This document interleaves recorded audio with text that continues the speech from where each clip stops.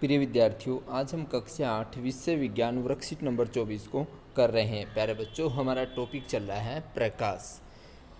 बच्चों, जब हम किसी भी वस्तु को देखते हैं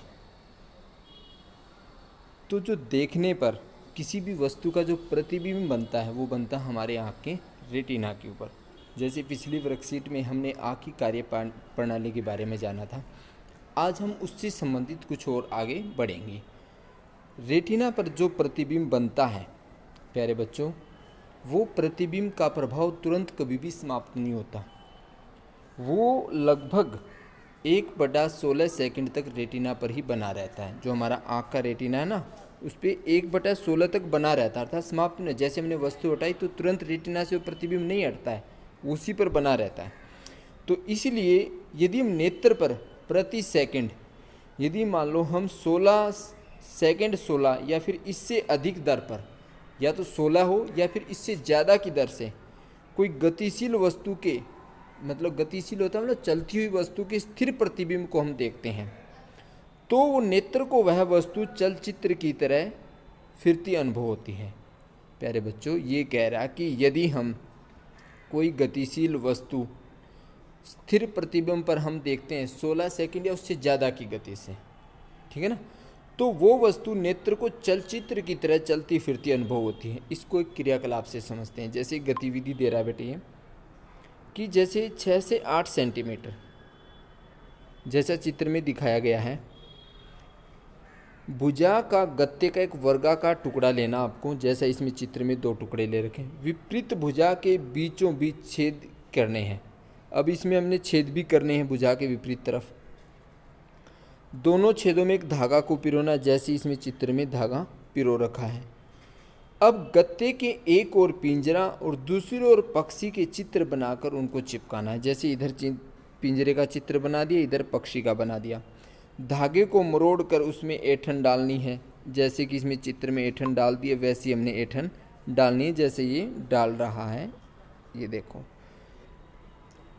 धागे के दोनों सिरों को खींचो। अब हम इनको खींचते हैं, जैसे खींचेगा तो खींचने पर जो है धागे की ऐंठन खुल जाती है, तो हम देखते हैं कि गत्ता तेज़ी से घूमने लगता है। और जब गत्ता तेज़ी से घूमेगा तो घूमते समय जो पक्षी है वो पिंजरे के अंदर में दिखाई देगा। अब हम इसको थोड़ा सा ऐसे समझेंगे, जैसे आप मूवी देखते हैं या फिर आप टेलीविज़न वगैरह देखते हैं, तो आप देखते हैं कि आप ये सोचते हैं कि हम अक्सर चलचित्र देख रहे हैं या मूवी देख रहे हैं। तो आप कैसे देखते हैं कि 1 सेकंड में जो चलचित्र होता है उसमें 24 से अधिक चित्रों को निश्चित क्रम में परिवर्तित होते हुए दिखाया जाता है। अर्थात 24 चित्र 1 सेकंड में निश्चित क्रम में बदलते रहते हैं, कभी वो कभी वो कभी वो। तो हम सोचते हैं कि हम मूवी देख रहे हैं, किंतु ये हमारी आँखों का भ्रम होता है कि हम वीडियो देख रहे हैं। प्यारे बच्चों, क्योंकि वीडियो को चलते हुए देख रहे हैं, क्योंकि चित्रों को निश्चित क्रम में फटाफट 1 सेकंड में 24 चित्रों को परिवर्तित कर रहे हैं, तो हमें लगता है कि हम चलचित्र या वीडियो देख रहे हैं, किंतु अक्सर ये हमारा भ्रम होता है। अब प्यारे बच्चों, जो हमारी आँखें हैं जिनसे हम इस संसार की सुंदरता का मनमोहक दृश्य को देख पा रहे हैं, उसका अनुभव कर पा रहे हैं, तो उसकी देखभाल करना भी बहुत ज़रूरी है। हमारी आँखें हमारे लिए बहुत ही अमूल्य हैं, अर्थात जिनका कोई मूल्य ही नहीं है आँखों का। प्यारे बच्चों, आजकल लॉकडाउन चल रहा है। लॉकडाउन तो ख़त्म हो चुका है अक्सर, क्योंकि आप स्कूलों में नहीं जा रहे हैं, आप स्मार्टफोन के माध्यम से, लैपटॉप के माध्यम से पढ़ाई कर रहे हैं। तो आपको ये ध्यान रखना है कि आपको कम रोशनी में नहीं पढ़ना है, क्योंकि कम रोशनी में पढ़ने से आँखों में सर दर्द हो जाता है।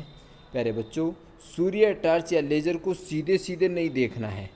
ऐसा करने से जो हमारा आँख का रेटिना है उसको नुकसान पहुँच सकता है। आँखों को रगड़ना भी नहीं है ज़्यादा देर तक, क्योंकि यदि कोई भी धूल का कण आपकी आँखों में गिर जाता है तो आपको ठंडे पानी से या गुनगुने गर्म पानी से आपको आँखों को साफ करना है, मौसम के हिसाब से। प्यारे बच्चों, आपको अपनी आँखों की नियमित जांच करवानी है, कोई आँखों में कमी तो नहीं होगी है। यदि डॉक्टर आपको चश्मे की सलाह देता है तो आपको जो है चश्मे का उपयोग ज़रूर करना है। कम से कम 3 से 4 बार अपनी आँखों को साफ पानी से धोना है, किंतु झपकी जो आँखों में जो आप डालोगे वो धीरे धीरे डालना है, और पानी बिल्कुल साफ़ होना चाहिए। पढ़ते समय किताब सामान्य दूरी पर रखना चाहिए। बिल्कुल आँखों के नज़दीक ला करके आपको किताबों को नहीं पढ़ना है। किताब को अधिक पास या दूर करने पर भी आपको नुकसान पहुंच सकता है। एक सामान्य दूरी होनी चाहिए किताब पढ़ते वक्त प्यारे बच्चों। और हमें पौष्टिक आहार भी लेना है इसके साथ साथ, क्योंकि यदि हम पौष्टिक आहार नहीं लेते तब भी हमारी कुछ कमियां हो जाती हैं शरीर के अंदर। जैसे विटामिन ए की यदि शरीर में कमी होगी तो रतौंधी नामक रोग हो जाता है। और विटामिन ए की पूर्ति के लिए प्यारे बच्चों आपको, जैसे कच्ची गाजर चल रही हैं आजकल इस समय में, गोभी, हरी सब्जियां का आप अधिक से अधिक मात्रा में सेवन कर सकते हैं। कॉड लिवर, आयल, दूध, दही, पनीर, मक्खन, आम, पपीता आदि में भी विटामिन ए बहुत ज़्यादा मात्रा में पाया जाता है। और सर्दियों में तो फल वैसे भी काफ़ी बहुत ही एक रिजनेबल प्राइस पे होते हैं, तो आप उनको खरीद करके खा सकते हैं। प्यारे बच्चों, अब हमें अपने खुद की जांच करनी है। इसके अभ्यास के प्रश्न हैं। आपने यदि चैनल को सब्सक्राइब नहीं किया तो प्यारे बच्चों लाइक करें, सब्सक्राइब करें और अपने दोस्तों के पास ज़रूर शेयर करें वीडियो को। आपका सपोर्ट बहुत ज़रूरी है। किसी वस्तु का प्रतिबिंब आँख के किस भाग पर बनता है? तो प्यारे बच्चों, किसी भी वस्तु का प्रतिबिंब जो है हमारे रेटिना पर बनता है। रेटिना पर बने प्रतिबिंब का प्रभाव कितने समय तक रहता है? तो प्यारे बच्चों, रेटिना पर बने प्रतिबिंब का प्रभाव 1/16 सेकंड तक रहता है। हम चलचित्र या मूवी को कैसे देख पाते हैं? तो प्यारे बच्चों, हम जो है चलचित्र या मूवी को जो है वास्तव में इसमें कुछ अलग अलग प्रकार के चित्र बनते हैं, तो उसी प्रकार से हम इसको देख पाते हैं जैसा कि आपको इसमें समझाया गया है। तो पहले प्रश्न का उत्तर ये है आपका, वस्तु का प्रतिबिंब रेटिना पर बनता है।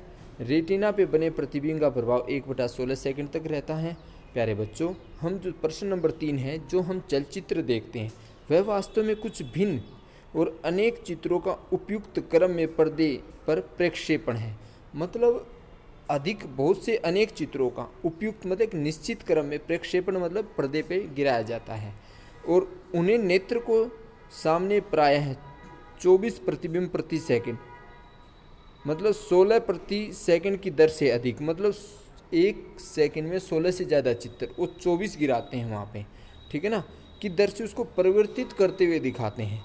और इसी प्रकार से जब हम वो परिवर्तित करते हुए दिखाते हैं एक सेकंड में 24 चित्रों को, तब हम जो है चलचित्रों को देख पाते हैं। अब प्यारे बच्चों, प्रश्न नंबर 4 है कि विटामिन ए की कमी से कौन सा रोग हो जाता है? तो विटामिन ए की कमी से रतौंधी नामक रोग हो जाता है और इससे बचने के लिए हमें जो है विटामिन ए से युक्त चीज़ें जैसे कच्ची गाजर है, पपीता है, हरी सब्जी है, कॉड लिवर है, दूध, आम, दही और पपीते आदि का प्रयोग करना चाहिए, जो हमारे पाचन तंत्र के लिए बहुत अच्छे होते हैं और इससे विटामिन ए की भी पूर्ति होती है। प्यारे बच्चों, अब आँखों की देखभाल हमें कैसे करनी चाहिए, हमारा प्रश्न नंबर 5 है। तो आँखों की देखभाल, आँखें हमारी स्वस्थ रहें, अच्छी रहें, उसके लिए हमें ये ध्यान रखना है कि हमें कम रोशनी में नहीं पढ़ना चाहिए। सूर्य टॉर्च या लेज़र आदि को सीधे नहीं देखना चाहिए। पढ़ते समय किताब को सामान्य दूरी पर रखना चाहिए। विटामिन ए का भरपूर मात्रा में सेवन करना चाहिए, जैसे आजकल गाजर चल रही है, पपीता, कच्ची गोभी, ठीक है ना, इन सब जो आजकल मौसमी जो फल चल रहे हैं उनका हमें सेवन करना चाहिए। आशा करता हूँ आप इसको समझ गए होंगे। प्रगति हिंदी यूट्यूब चैनल देखने के लिए धन्यवाद।